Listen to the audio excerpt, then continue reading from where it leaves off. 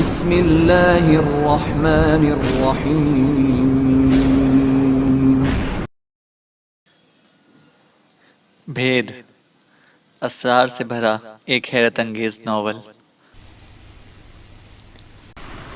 فرید کے لیے تنہائی کا انتظام کرنا کچھ مشکل نہیں تھا۔ چند لمحے بعد ہم ایک کمرے میں بیٹھ گئے۔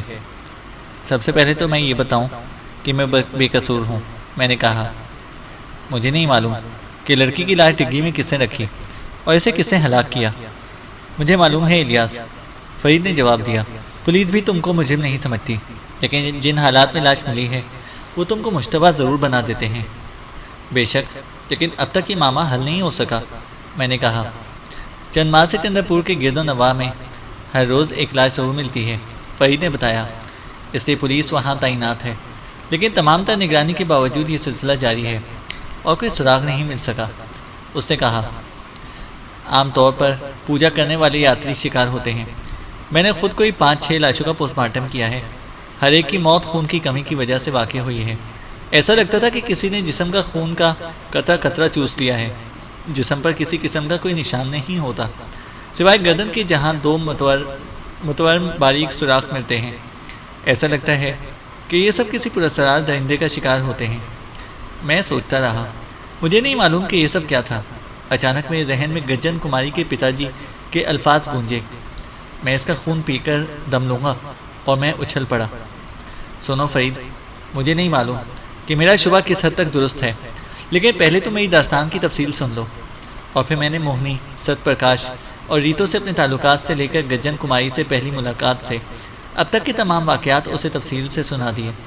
وہ دم بخود سنتا رہا۔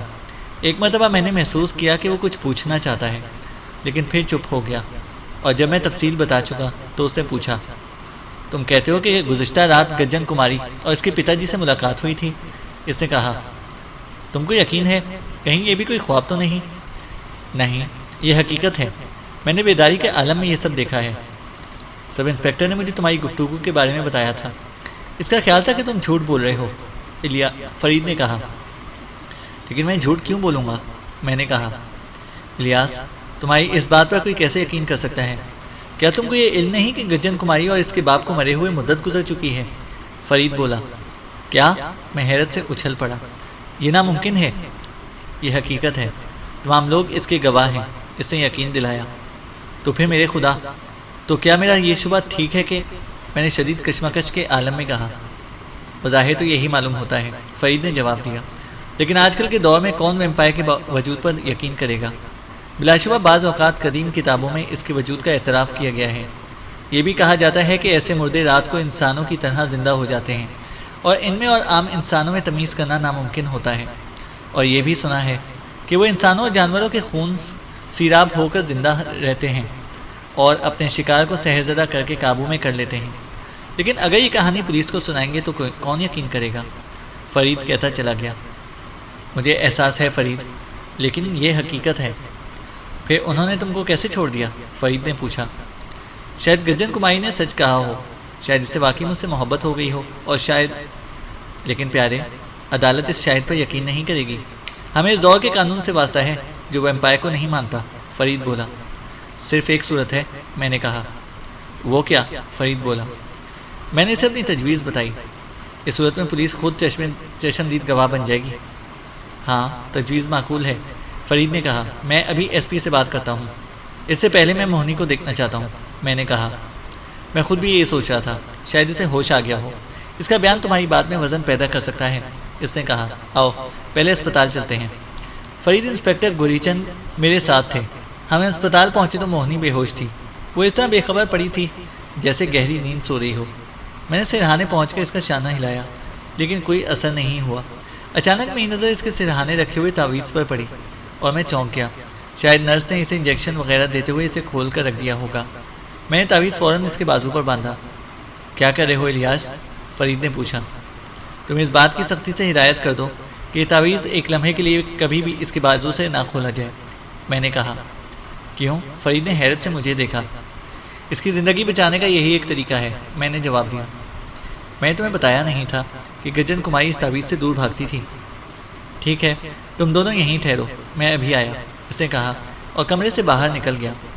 الیاس صاحب، انسپکٹر گوری چند نے کہا، شاید میری جگہ کوئی اور ہوتا تو آپ کو مکار یا دیوانہ تصور کرتا، لیکن میرا خیال ہے کہ آپ کا شبہ صحیح ہے۔ واقعی انسپکٹر، میں خوش ہو کر بولا، تم کو میری بات پر یقین ہے؟ ہاں، کیونکہ میں چھٹیوں میں گھر گیا تھا تو ایک دن میں نے ان پراسرار وارداتوں کا ذکر اپنے پتا جی سے کیا تھا۔ انہوں نے بھی یہی شبہ ظاہر کیا تھا اور مجھے مشورہ دیا تھا کہ میں مولانا اکبر سے اس سلسلے میں ملاقات کروں، لیکن میں نے ان کی بات پر توجہ نہ دی تھی۔ یہ اکبر علی کون ہے؟ میں نے پوچھا۔ ہمارے گاؤں کے ایک بزرگ ہیں، کہتے ہیں بڑے عالم ہیں اور ایسے معاملات میں بڑا عبور رکھتے ہیں، انسپکٹر گوری چند نے کہا۔ تو پھر ہم کیوں نہ آزمائش کر لیں؟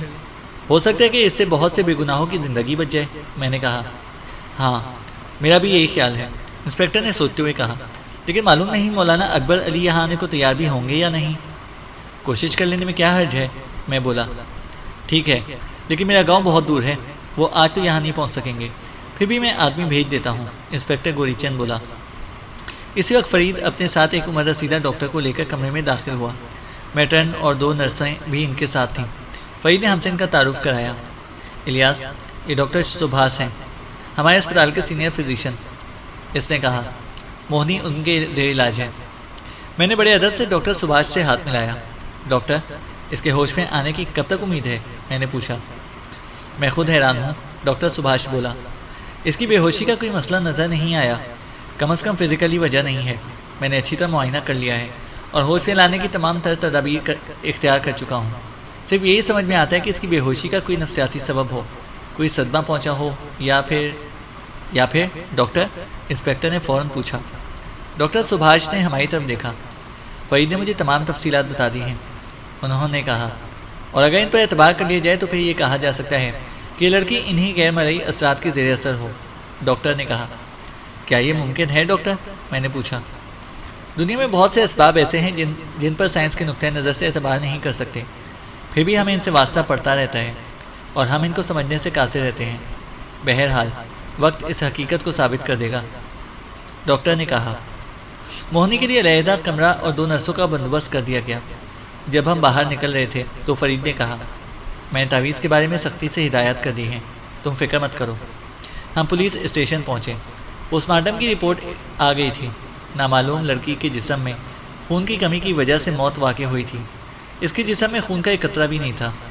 میں بے حد تھکا ہوا تھا۔ فرید کی ضمانت پر مجھے اس کے بنگلے میں جانے کی اجازت مل گئی تھی۔ نہا دھو کر میں نے لباس تبدیل کیا اور سہ پہر کو کھانا کھایا۔ کھانے کے بعد ہم جب چائے پی رہے تھے تو ڈاکٹر سبھاش بھی آ گئے۔ اگر تم برا نہ مانو تو ایک تجویز پیش کروں فرید؟ جی فرمائیے۔ الیاس کو میرے حوالے کر دو، میں ان کو اپنے نفسیاتی وارڈ میں رکھنا چاہتا ہوں، ڈاکٹر نے کہا۔ فرید نے میری سمت میں دیکھا۔ ڈاکٹر، ویسے میں پاگل نہیں ہوں، لیکن مجھے منظور ہے، اس طرح میری بھی تسلی ہو جائے گی۔ ڈاکٹر سبھاش مسکرا دیے۔ مجھے تمہاری ذہنی حالت پر شبہ نہیں ہے الیاس، انہوں نے کہا، لیکن میں تمہاری ذہنی کیفیت کا بخوبی معائنہ کرنا چاہتا ہوں۔ میں حاضر ہوں ڈاکٹر، میں نے مسکراتے ہوئے کہا۔ نفسیاتی وارڈ کی 2 منزلہ عمارت کسی قید خانے سے کم نہ تھی۔ بلند چہار دیواری پر خاردار تاروں کی باڑ لگی ہوئی تھی۔ داخلے کا صرف ایک گیٹ تھا جس پر مسلح پہرےدار ہر وقت موجود رہتا تھا۔ احاطے کے اندر ہر سمت بڑی بڑی سرچ لائٹیں لگی ہوئی تھیں۔ مضبوط جسم والے بہت سے وارڈ بوائے عمارت کے مختلف حصوں میں گھومتے پھرتے رہتے تھے۔ ڈاکٹر سبھاش 1 گھنٹے سے زیادہ دیر تک میرا معائنہ کرتے رہے۔ ایکس رے، خون اور پیشاب اور تمام کیمیکل ٹیسٹ کے بعد انہوں نے مجھے سیّد دماغ قرار دے دیا اور پھر مجھ سے دوبارہ تمام تفصیلات سنتے رہے۔ انہوں نے مجھ سے اتنے سوالات کیے کہ میں تھک گیا اور بالآخر وہ مجھے اس کمرے تک چھوڑنے آئے جو پہلی منزل پر واقع تھا۔ کمرے میں ایک آرام دہ بستر، 2 کرسیاں اور ایک میز موجود تھی۔ میز پر تازہ پھل، 1 گلاس میں دودھ اور 1 میں جوس رکھا ہوا تھا۔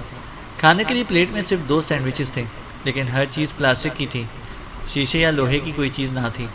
کمرے کی واحد کھڑکی کی مین گیٹ کی طرف کھلتی تھی، لیکن اس پر لوہے کی موٹی سلاخیں مضبوطی سے لگی ہوئی تھیں۔ روشن دان بلندی پر تھا۔ غرض یہ کہ ذہنی مریضوں کو رکھنے کے لیے تمام احتیاطی تدابیر کی گئی تھیں۔ میرا ذہن موہنی میں لگا ہوا تھا، لیکن ڈاکٹر نے فون کرنے کے بعد بتایا تھا کہ وہ اب تک بے ہوش ہے۔ مجھے ابھی بھوک نہیں تھی، اس لیے میں بستر پر آرام سے لیٹ گیا۔ ذہن یہ بات قبول کرنے کے لیے تیار نہ تھا کہ جس گجن کمائی سے میں اتنی بار مل چکا ہوں، جس کے گداز جسم کا لمس محسوس کر چکا ہوں، جس سے اتنی بار بات چیت کر چکا ہوں، وہ انسان نہ تھی، ویمپائر تھی، ایک ایسی لاش تھی جو نہ زندوں میں تھی اور نہ مردوں میں، جس کی غذا خون تھی، انسان کا تازہ لہو پی کر جس کے جسم میں زندگی کی توانائیاں بھر آتی تھیں اور جو رات کو زندہ ہو جاتی تھی، تاریکی میں اس کے لیے حیات اور اجالا اس کی موت کا پیامبر تھا۔ خون کی ایک سرد لہر میرے جسم میں دوڑ گئی۔ وہ مجھ سے محبت کرتی تھی اور موہنی سے پیار کرتی تھی، اور اس لیے اس نے ہم دونوں کا لہو نہیں پیا تھا، اپنے باپ کو ہم سے دور رکھا۔ وہ بہرحال ایک عورت تھی، شاید اسے زندگی میں پیار نہیں ملا تھا، اس لیے وہ پیار کی بھوکی تھی۔ مجھے اس کی التجا آمیز آنکھیں یاد آ گئیں اور اسے نفرت کرنے کی بجائے ایک نامعلوم سی ہمدردی محسوس ہونے لگی۔ تاریکی پھیلتی کمرے کی بجلی روشن ہو گئی اور تب مجھے اندازہ ہوا کہ بجلی کا سوئچ بھی کمرے میں نہیں تھا۔ اسی لمحے ڈاکٹر سبھاش کمرے میں داخل ہوئے۔ ان کے ہمراہ ایک شخص بھی تھا۔ اسے کمرے میں ایک خودکار کیمرہ نصب کیا جس کا رخ دریچے اور روشن دان کی طرف تھا۔ اس کے جانے کے بعد ڈاکٹر سبھاش میرے بستر کے قریب کرسی گھسیٹ کر بیٹھ گئے۔ تم نے جو تجویز فرید کو پیش کی تھی اس میں تھوڑی سی ترمیم میں نے کر دی ہے، انہوں نے کہا۔ اسی لمحے دروازے پر دستک ہوئی، شاید کافی آ گئی۔ کم ان، انہوں نے کہا۔ ایک باوردی سفید پوش بہرا کافی کے مگ اٹھائے اندر داخل ہوا۔ لو کافی پی لو۔ شکریہ، میں نے کپ لیتے ہوئے کہا۔ مسٹر الیاس، ڈاکٹر سبھاش نے کہا، جب میں لندن میں زیر تعلیم تھا تو مجھے روحانیت پر تحقیق کا شوق ہوا اور میں سائمک سوسائٹی کا ممبر بن گیا۔ انہوں نے ایک کافی کا مگ لے کر میری سمت دیکھا۔ یہ ایک بین الاقوامی ادارہ ہے جو روحانیت پر تحقیق کا سب سے پرانا مرکز ہے اور اس میں دنیا کے تقریباً تمام ممبر شامل ہیں۔ ہندوستان سے اس کی نمائندگی کا شرف مجھے حاصل ہوا۔ ہم روح کے وجود پر یقین رکھتے ہیں۔ دنیا میں ہونے والے تمام روحانی واقعات کا ریکارڈ اس سوسائٹی میں موجود ہے اور یہیں پر مجھے ویمپائر کے وجود کے متعلق معلومات حاصل ہوئیں۔ تو میرا شبہ غلط نہیں تھا؟ میں نے حیرت زدہ لہجے میں کہا۔ نہیں، لیکن مجھے یہ بتاؤ کہ تمہیں یہ شک کیوں ہوا؟ ڈاکٹر نے پوچھا۔ گجن کماری میری تعویذ کو دیکھ کر خوفزدہ ہو جاتی تھی اور گزشتہ رات جب وہ میری سمت بڑھی تو تعویذ اس کے بازو پر مس ہو گیا۔ وہ چیخ کر خوفزدہ انداز میں پیچھے ہٹی اور اس کے بعد ایک چمگادڑ نے مجھ پر حملہ کر دیا۔ تب میرے ذہن میں اس شبے نے جنم لیا۔ میں نے ویمپائر پر ایک ناول پڑھی تھی اور جو کچھ پڑھا تھا وہ میرے حالات سے بڑی مشابہت رکھتا تھا۔ تم بہت خوش قسمت ہو الیاس، ڈاکٹر سبھاش نے کہا، ورنہ گجن کماری اب تک تم کو اپنی برادری میں شامل کر چکی ہوتی۔ لیکن ڈاکٹر، رات کو حویلی میں نوکر چاکر، وہ رقص و سرور، کیا وہ سب بھی خواب تھا؟ میں نے پوچھا۔ نہیں، ممکن ہے کہ وہ سب گجن کماری یا اس کے باپ کے شکار ہوں اور ان کی طرح تاریکی میں زندہ ہو جاتے ہوں، اور یہ بھی ممکن ہے کہ تم کو تنویمی کیفیت میں نظر آتے ہوں، ڈاکٹر نے کہا۔ کیا مطلب؟ میں نے پوچھا۔ ویمپائر ایک تیز اور زود اثر تنویمی قوت کی مالک ہوتی ہیں۔ وہ عموماً اپنے شکار کو اپنٹائز کر کے بے بس کر دیتے ہیں تاکہ وہ مزاحمت نہ کر سکے، ڈاکٹر نے کہا۔ مجھے اچانک گجن کماری کے باپ کی آنکھیں یاد آ گئیں اور پھر دو چمگادڑ جس نے کار کے سامنے بیٹھ کر مجھے بے حس کر دیا تھا۔ اس کے انگاروں کی طرح دیکھتی ہوئی آنکھوں کو دیکھتے ہی میں سحر زدہ ہو گیا تھا۔ ڈاکٹر، اگر یہ تو سچ تسلیم کر لیا جائے کہ میرا واسطہ ویمپائر کے خاندان سے تھا تو یہ سب زندہ کیسے تھے؟ ان کو غذا کے لیے اتنا خون کہاں سے مل جاتا تھا؟ میں نے پوچھا۔ ڈاکٹر سبھاش مسکرا دیے۔ بڑا اچھا سوال ہے، میں نے بھی اس بارے میں سوچا تھا، انہوں نے جواب دیا۔ ویمپائر جانوروں اور انسانوں کے خون پر زندہ رہتی ہیں۔ میں نے انسپکٹر گوریشن سے معلومات حاصل کی ہیں۔ بہت مدت سے چندر پور کے علاقے میں جانوروں کی لاشیں ملتی تھیں جن کے جسم پر کوئی نشان نہ ہوتا تھا۔ جب ابتدا میں یہ سلسلہ شروع ہوا تو لوگوں نے سمجھا کہ سانپ کے کاٹنے سے یہ مرے ہیں۔ بعد میں لوگوں نے اس کو جانوروں کی پراسرار بیماری سے تعبیر کیا، لیکن انسانی لاشیں ملنے لگی تو پولیس میدان میں آئی۔ خوف سے میرے جسم میں جھرجھری سے آ گئی۔ یہ سوچ کر ہی خوف آتا تھا کہ میں اور موہنی دونوں اتنے عرصے تک زندہ لاشوں کے درمیان پھنسے رہے۔ بے شک، لیکن شاید تم دونوں ہی ان کا موت کا ذریعہ بھی بن جاؤ، ورنہ جانے کتنے انجان لوگ اس کا شکار ہوتے رہیں گے، ڈاکٹر نے کہا۔ کیا ان کو ختم کرنے کا کوئی صورت ہے ڈاکٹر؟ میں نے پوچھا۔ ہم کوشش کریں گے، انہوں نے اٹھتے ہوئے کہا۔ اب تم آرام کرو اور سنو، میں نے تمہارے دروازے پر ایک آدمی کی ڈیوٹی لگا دی ہے۔ ضرورت ہو تو اسے آواز دے لینا اور دروازہ کھلا رہے گا۔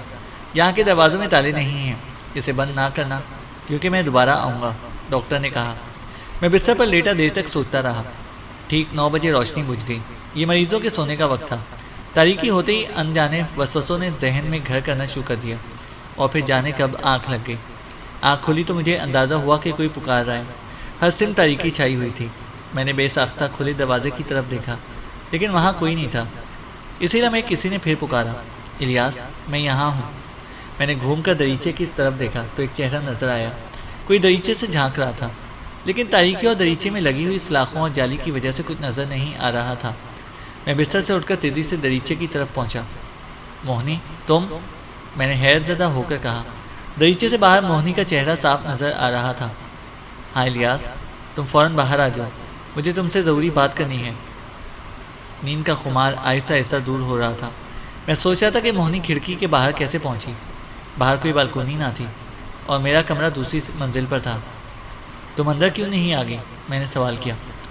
بحث مت کرو، وقت نہیں ہے، تم فوراً باہر لان میں آؤ۔ میں سمجھ چکا تھا۔ میں نے آہستہ سے کہا، میں نہیں آ سکتا، مجھے باہر جانے کی اجازت نہیں ہے۔ باہر کوئی نہیں ہے، تم اطمینان سے آ سکتے ہو، موہنی نے التجا کی۔ نہیں گجن کماری، تم مجھے اس طرح بیوقوف نہیں بنا سکتی، میں نے مسکراتے ہوئے کہا، اور دوسرے ہی لمحے موہنی کے روپ میں جھانکتی ہوئی گجن کماری کا چہرہ غصے سے بھیانک ہو گیا اور اچانک اس کی آنکھیں انگاروں کی طرح چمکنے لگیں۔ مجھے ایک جھٹکا سا لگا اور یوں محسوس ہوا جیسے میں تاریک گہرائیوں میں ڈوبتا چلا جا رہا ہوں۔ کچھ دیر کے لیے تو ذہنی طور پر بالکل معطل ہو گیا۔ گجن کماری کی خوفناک آنکھوں کا سامنا کرنا میرے بس کی بات نہیں تھی۔ میں دیر تک اسی وحشت کا شکار رہا۔ پھر اچانک مجھے دور سے موہنی کی آواز سنائی دی، الیاس، کیا تم اپنی موہنی کی بات نہیں مانو گے؟ موہنی؟ میرے منہ سے نکلا۔ ہاں موہنی، تمہارے لیے تو میں جان بھی دے سکتا ہوں موہنی، میں نے کہا۔ تو پھر انتظار کس بات کا ہے؟ آواز آئی۔ کیا کروں؟ باہر آ جاؤ، میں تمہارا انتظار کر رہی ہوں۔ میرے قدم بے اختیار دروازے کی طرف اٹھ گئے، لیکن اسی وقت کچھ ہوا۔ تیز روشنی کی چمک ہوئی اور کوئی میرے سامنے آ گیا۔ ہٹ جاؤ، کون ہو تم؟ میں نے ڈپٹ کر کہا۔ چھوڑ دیجیے، میں نے کہا۔ مکار، فریبی، دریچے سے آواز آئی۔ مجھے دھوکہ دیتا ہے، میں تجھے ایسا سبق دوں گی کہ زندگی بھر یاد رکھے گا۔ کوئی مجھے جھنجھوڑ رہا تھا اور بالآخر اچانک مجھے ہوش آ گیا۔ ڈاکٹر سبھاش اور ان کا اسسٹنٹ مجھے بازو میں دبوچے ہوئے تھے۔ میں نے انہیں پھٹی پھٹی آنکھوں سے دیکھا۔ آپ؟ میں نے حیران ہو کر کہا۔ ہاں الیاس، اور یہ اچھا ہوا کہ ہم یہاں موجود تھے، ورنہ تم اس کے جال میں پھنس جاتے، ڈاکٹر سبھاش نے کہا۔ خدایا، میں نے ماتھے سے پسینہ پوچھتے ہوئے کہا، مجھے کیا ہو گیا تھا ڈاکٹر؟ تم اس کی نظروں سے سحرزدہ ہو گئے تھے اور اس عالم میں تم اس کی ہر ہدایت پر عمل کر گزرتے۔ ڈاکٹر، اپنے ساتھیوں کی سمت مڑا، فلم بھی ڈیولپ کرو۔ مجھے یقین ہے کہ اس کی تصویر نہیں آئی ہوگی، لیکن پھر بھی تصدیق ضروری ہے، اسے کہا، اور جاتے ہوئے 2 کپ کافی بھجوا دینا۔ ڈاکٹر سبھاش کا خیال صحیح تھا، فلم پر کوئی تصویر نہیں آئی تھی سوائے دریچے کے کافی پیتے ہوئے۔ مجھے اچانک موہنی کا خیال آیا۔ میں اچھل پڑا۔ ڈاکٹر، موہنی اکیلی ہے، وہ شدید خطرے میں ہے، مجھے یقین ہے کہ گجن کماری۔ آؤ، ڈاکٹر سبھاش میرا جملہ پورا ہونے سے قبل کھڑے ہو گئے۔ مجھے بالکل خیال نہ رہا تھا۔ زنانہ وارڈ ہماری بلڈنگ کے سامنے واقع تھا۔ ہم تقریباً بھاگتے ہوئے وہاں پہنچے۔ موہنی کا کمرہ تاریک تھا اور اس کے دروازے پر تعینات وارڈ بوائے کا کہیں کوئی پتہ نہیں تھا۔ ہم ایک لمحے کے لیے دروازے پر رکے۔ ڈاکٹر نے مجھے اشارہ سے خاموش رہنے کی ہدایت کی اور ہم آہستہ سے دروازہ کھول کر اندر داخل ہوئے۔ ڈاکٹر نے جیب سے ٹارچ نکال کر بستر پر روشنی پھینکی۔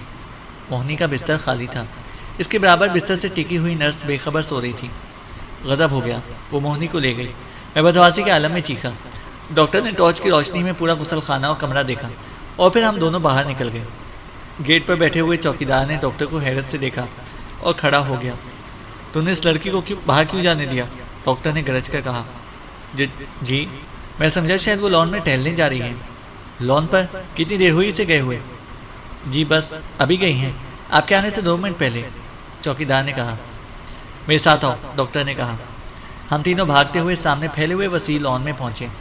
ڈاکٹر نے ٹارچ کی روشنی میں ہر سمت میں دیکھا، لیکن وہاں کوئی نہ تھا۔ لان کے کنارے کنارے پھولوں کی کیاریاں تھیں۔ ڈاکٹر سبھاش نے جھاڑیوں پر روشنی ڈالی اور آگے بڑھنا شروع کر دیا۔ میرا دل انجانے اندیشے سے بیٹھا جا رہا تھا، جانے موہنی زندہ بھی ہوگی یا نہیں۔ ہم ابھی دور ہی تھے کہ جھاڑیوں سے ایک تیز چیخ ابھری اور دوسرے لمحے ایک بڑی چمگادڑ پھڑپھڑاتے ہوئے فضا میں اڑی۔ ہم لپک کر جھاڑیوں کے درمیان پہنچے۔ موہنی کا ساکت جسم جھاڑیوں کی آڑ میں پڑا ہوا تھا۔ موہنی، میں چیخ مار کر آگے بڑھا۔ موہنی، او موہنی، میں اپنی سسکی نہ روک سکا۔ اسے اٹھا کر کمرے میں لے چلو الیاس، وقت ضائع نہ کرو، ڈاکٹر نے مجھے ڈانٹا۔ ڈاکٹر سبھاش کے حکم پر سبھاش کے کمرے کی لائٹ جلا دی گئی۔ موہنی زندہ تھی، بستر پر ساکت لیٹی ہوئی تھی۔ موہنی کے چہرے پر شدید کرب کے آثار تھے، لیکن ہم بروقت پہنچے تھے۔ اس کے بازو سے بندھا ہوا تعویذ تقریباً کھل چکا تھا۔ اس کے بازو پر جگہ جگہ خراشیں تھیں، جیسے کسی نے تعویذ نوچنے کی شدید جدوجہد کی ہو۔ ڈاکٹر، آپ یہ خراشیں دیکھ رہے ہیں؟ میں نے کہا۔ گجن کماری تعویذ کو ہاتھ لگاتے ہوئے ڈرتی تھی۔ پھر یہ کس کی حرکت ہو سکتی ہے؟ موہنی کی، ڈاکٹر نے جواب دیا۔ گجن کماری کے تنویمی عمل کے زیر اثر اس نے خود تعویذ اتارنے کی کوشش کی تھی۔ اگر ہم کو ذرا دیر ہو جاتی تو وہ بدروئی اپنے مقصد میں کامیاب ہو جاتی۔ خدایا، ہم کس عذاب میں گرفتار ہیں؟ میں نے کہا۔ کیا اس بلا سے نجات نہیں ملے گی؟ ہمت سے کام لو الیاس، ڈاکٹر نے کہا۔ لیکن ڈاکٹر، جب وہ ہمیں اس طرح بے بس کر سکتی ہے تو کسی دن کامیاب بھی ہو جائے گی، میں نے کہا۔ ہم اسے موقع نہیں دیں گے، کل ہم اسے ہمیشہ کے لیے ختم کرنے کی کوشش کریں گے، ڈاکٹر بولا۔ لیکن کیسے؟ میں نے کہا۔ وقت آنے پر دیکھ لینا، فی الحال اپنے حواس پر قابو رکھو۔ نرس کو ہوش آ گیا تھا۔ وہ یہ بتلانے سے قاصر تھی کہ اسے نیند کیسے آ گئی۔ اسے کچھ یاد نہ تھا۔ دروازے پر متعین وارڈ بوائے کا یہ کہنا تھا کہ اسے نرس نے کافی لانے کے لیے بھیجا تھا اور مونی پر ہنوز بے ہوشی تاری تھی۔ اسے کچھ معلوم کرنا ممکن نہ تھا۔ تمام رات کمرے میں روشنی جلتی رہی اور ہم کرسیوں پر بیٹھے انتظار کرتے رہے، لیکن گجن کماری دوبارہ واپس نہ آئی۔ دوسرے دن ہم سپہر کو گجن کماری کی حویلی پہنچ گئے۔ ہمارے ہمراہ پولیس کی جیپ بھی تھی اور انسپکٹر گوری چند مولانا اکبر علی کو لے آیا تھا۔ ڈاکٹر سبھاش بھی اپنے کہنے کے مطابق پوری تیاری سے آئے تھے۔ ان کا کہنا یہ تھا کہ گجن کماری رات سے قبل بیدار نہ ہوگی، اس لیے ہمیں دن کی روشنی میں اس کے مسکن کا پتہ چلا لینا چاہیے۔ ہم نے تمام حویلی چھان ماری، تمام کمرے خالی تھے، ہر چیز پر گرد و غبار کی تہ چڑھی ہوئی تھی، جگہ جگہ مکڑی کے جالے لگے ہوئے تھے۔ نہ وہ رات والی رونق تھی، نہ محفل، رقص و سرور کے آثار، نہ وہ آسائش اور زیبائش۔ مجھے یقین نہیں آیا تھا۔ میں اس حویلی کو اپنی آنکھوں سے آباد دیکھ چکا تھا۔ میں یہاں قیام کر چکا تھا، رقص و نغمے کی بزم سے لطف اندوز ہو چکا تھا۔ ڈاکٹر سبھاش اور دوسرے تمام لوگ کئی گھنٹے کی تلاش کے بعد تھک گئے۔ ہم نے حویلی کے گرد و پیش قلعے کے کھنڈرات بھی اچھی طرح چھان لیے، لیکن لا حاصل۔ نہ کہیں کوئی خفیہ مسکن ملا، نہ کوئی قبر جس میں زندہ لاشوں کا سراغ ملتا۔ اب کیا کرنا چاہیے؟ انسپکٹر گوریچند نے پوچھا۔ رات کا انتظار، ڈاکٹر سبھاش نے جواب دیا۔ مجھے یقین ہے کہ رات کو گجن کماری اور اس کے ساتھیوں سے ضرور ملاقات ہوگی۔ بے شک، میں نے اعتماد سے کہا۔ مولانا اکبر علی مسلسل دعائیں پڑھنے میں مصروف تھے۔ ساتھ میں آئے ہوئے سپاہیوں نے چائے بنائی اور ہم ناشتہ کر کے چائے پینے لگے۔ گفتگو کا موضوع گجن کماری تھی۔ میرا ذہن موہنی کے لیے فکر مند تھا۔ ڈاکٹر سبھاش نے اس کی حفاظت کے لیے تمام انتظامات کر دیے تھے۔ سب انسپکٹر موہنی کی نگرانی کے لیے مقرر کر دیا گیا تھا، لیکن میں پھر بھی مطمئن نہیں تھا۔ شام کا اندھیرا پھیلتے ہی کئی ایک پیٹرومیکس جلا دیے گئے۔ ہم اپنے ہمراہ ٹارچیں بھی لے کر آئے تھے۔ میرے پاس بھی ٹارچ موجود تھی۔ ہم حویلی کے سامنے بیٹھے انتظار کر رہے تھے۔ ہر صرف موت کا سناٹا طاری تھا، یہاں تک کہ مکمل تاریکی چھا گئی۔ میری نگاہیں حویلی کی سمت لگی ہوئی تھیں، لیکن وہاں مکمل سکوت طاری تھا۔ تعجب ہے؟ میری زبان سے نکلا۔ کیا ہوا؟ کس بات پر تعجب ہے؟ انسپکٹر نے مزید پوچھا۔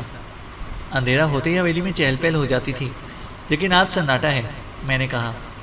انہیں ہماری موجودگی کا علم ہو گیا ہے، ڈاکٹر سبھاش نے کہا۔ وہ دیکھیے، انسپکٹر گوریچند نے اچانک کہا، اس مینار کے اوپر والے کمرے میں روشنی ہو رہی ہے۔ سب کی نظریں بے ساختہ اوپر اٹھیں۔ بلا شبہ کمرے میں روشنی نظر آ رہی تھی جس میں کئی بار قیام کر چکا تھا۔ انسپکٹر اٹھ کھڑا ہوا۔ آئیے، وہاں ضرور کوئی موجود ہے۔ اس نے پولیس والے کو اشارہ کیا۔ ٹھہرو انسپکٹر، ڈاکٹر سبھاش نے کہا، ہمارا واسطہ کسی خطرناک مجرم سے نہیں جسے تم گرفتار کر لو، بدروحوں سے ہے۔ پھر کیا کریں؟ انسپکٹر نے پوچھا۔ صبر و تحمل سے کام لو، مولانا صاحب نے کہا، اور ہمارے پیچھے آؤ، بہت محتاط رہنے کی ضرورت ہے۔ کوئی آدمی تنہا نہ رہے، ڈاکٹر سبھاش نے ہدایت کی۔ پیٹرومیکس یہیں رہنے دو، ٹارچیں ساتھ لے لو۔ ہم ایک دوسرے کے پیچھے چلتے ہوئے حویلی کی طرف بڑھے۔ ڈاکٹر سبھاش سب سے آگے تھے اور ان کے ہاتھ میں ایک پستول تھا، دوسرے میں ٹارچ۔ ان کے پیچھے مولانا صاحب جن کی سفید داڑھی تاریکی میں چمک رہی تھی، ان کے پیچھے میں انسپکٹر گوریچند اور فرید۔ ہر ایک کا دل آنے والے لمحات کے خطرے سے اچھل رہا تھا۔ ہم ابھی سیڑھیاں چڑھ کر حویلی کے پاٹک پر پہنچے ہی تھے کہ فرید چلایا، ڈاکٹر سبھاش ہوشیار!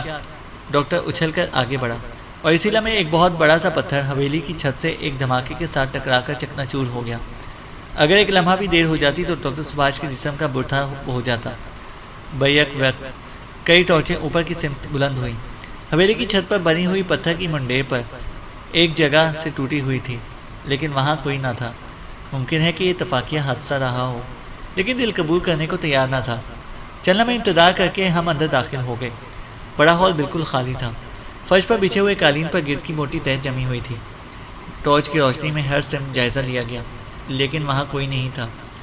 اوپر جانے کا زینہ سامنے ہے، میں نے بتلایا۔ ہم سب زینے کی سمت میں بڑھے۔ اچانک ایک دھماکہ ہوا اور کوئی زور سے چیخا۔ سب گھبرا کر پلٹے۔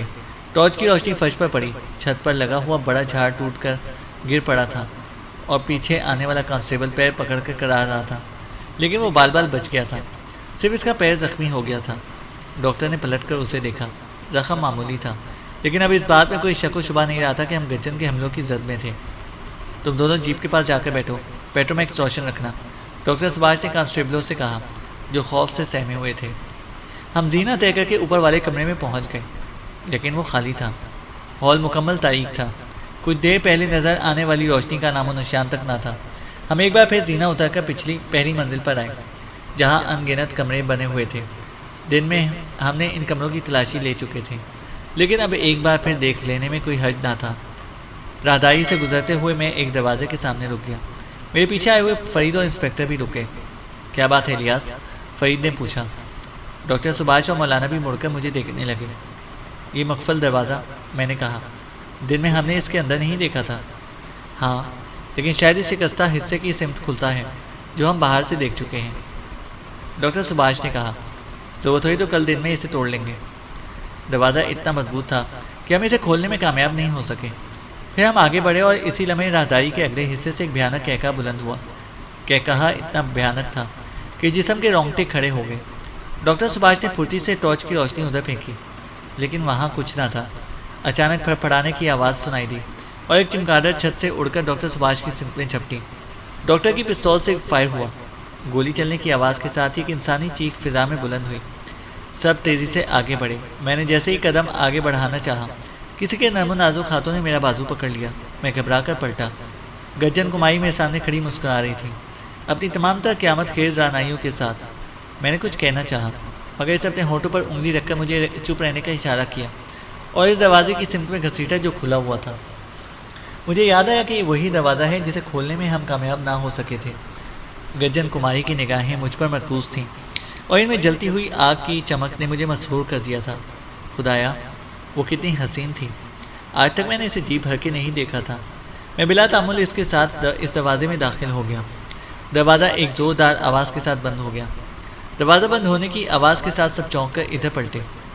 بیک وقت کئی ٹارچوں کی روشنیاں ادھر پڑیں اور پھر فرید نے چیخ کر کہا، الیاس کہاں ہے؟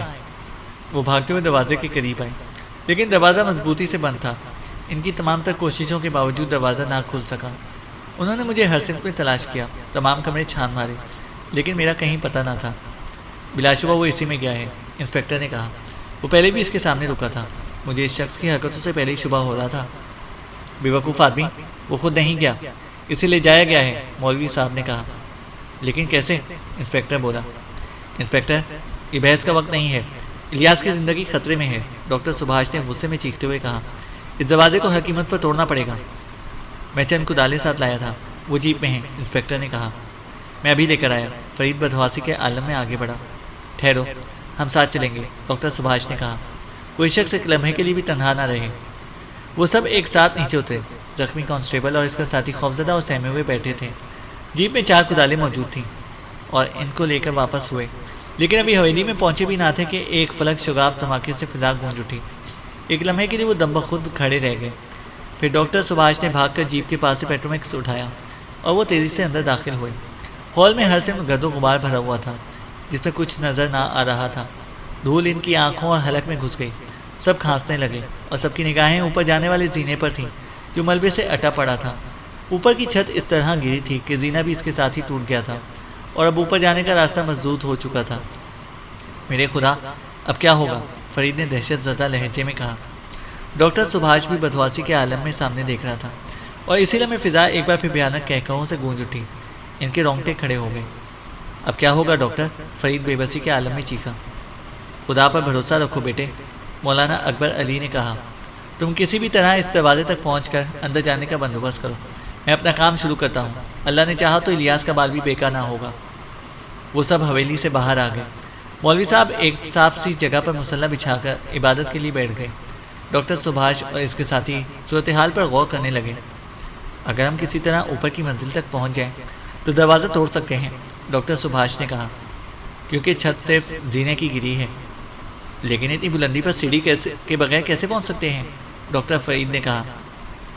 ٹھہرو، سیڑھی کا بندوبست ہو سکتا ہے، انسپکٹر نے فوراً کہا۔ سامنے بانس رکھے ہوئے ہیں۔ کلاڑی جیب میں رکھی ہوئی تھی۔ کلاڑی جیپ میں رکھی ہوئی تھی۔ انہوں نے بڑی پھرتی کے ساتھ استبل کے پاس رکھے ہوئے بانسوں سے سیڑھی تیار کرنا شروع کر دی، لیکن تمام تر اجلت کے باوجود کافی دیر لگ گئی، اور جب وہ اپنے کام سے فارغ ہوئے تو 12 بجنے والے تھے۔ وہ سیڑھی لے کر اس کھڑکی کے نیچے آئے جو پہلی منزل پر کھلتی تھی۔ ڈاکٹر سبھاش اپنی کار تک گئے اور وہاں سے کلام پاک کا ایک چھوٹا سا نسخہ نکال کر انہوں نے اپنے گلے میں ڈال لیا۔ اس کے بعد ان کے پاس پہنچے۔ پہلے میں اوپر جاؤں گا، انہوں نے کہا۔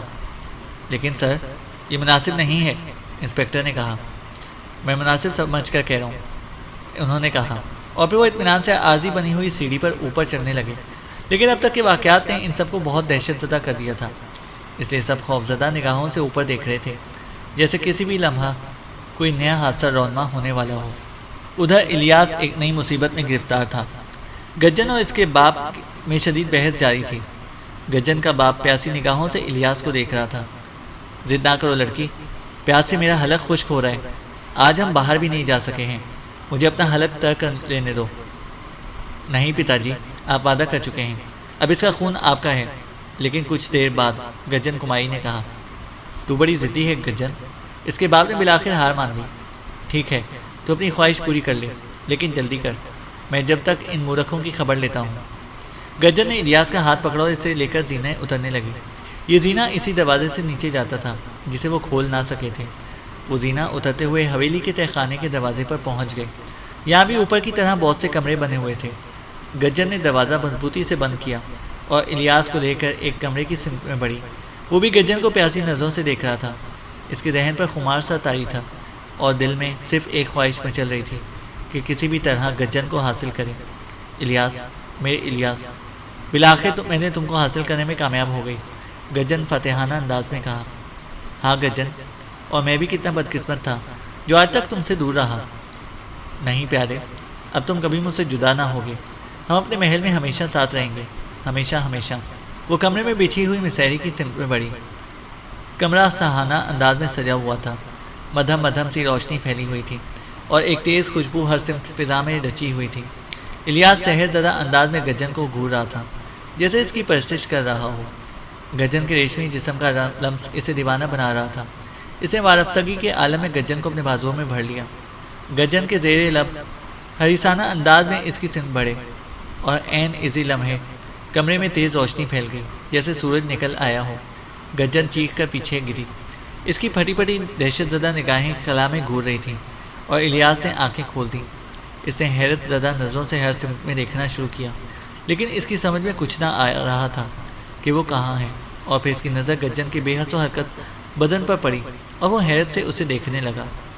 دروازہ توڑنے میں ان کو بڑی دشواری ہوئی۔ اتنا مضبوط دروازہ تھا کہ ان کے ہاتھوں سے خون نکل آیا، لیکن بالآخر دروازہ کھل گیا۔ ڈاکٹر سبھاش خوشی سے اچھل پڑے۔ ان کے سامنے ایک زینہ تھا جو نیچے چلا گیا تھا۔ وہ تیزی کے ساتھ زینہ اترتے ہوئے آگے بڑھے اور تہہ خانے کے دروازے پر جا کر رکے۔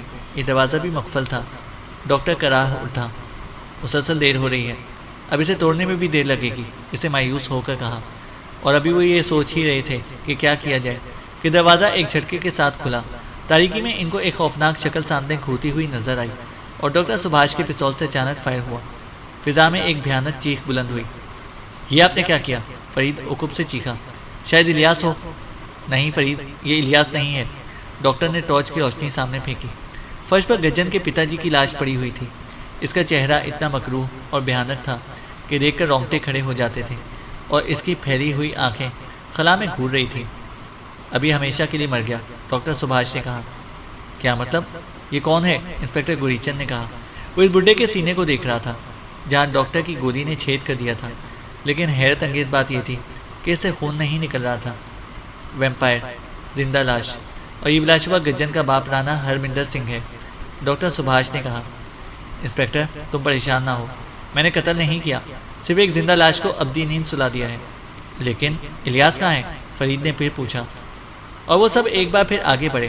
اب ان کا رخ کمروں کی طرف تھا۔ انہوں نے باری باری ہر کمرے کا دروازہ کھولنا شروع کیا اور انہیں یہ دیکھ کر شدید حیرت ہوئی کہ کمروں میں دن کی طرح روشنی ہو رہی ہے اور ہر کمرے میں ایک لاش پڑی ہوئی تھی۔ چینل کو سبسکرائب کریں اور بیل آئکن کو پریس کریں تاکہ ہماری ہر اپڈیٹ آپ کو بر وقت مل سکے۔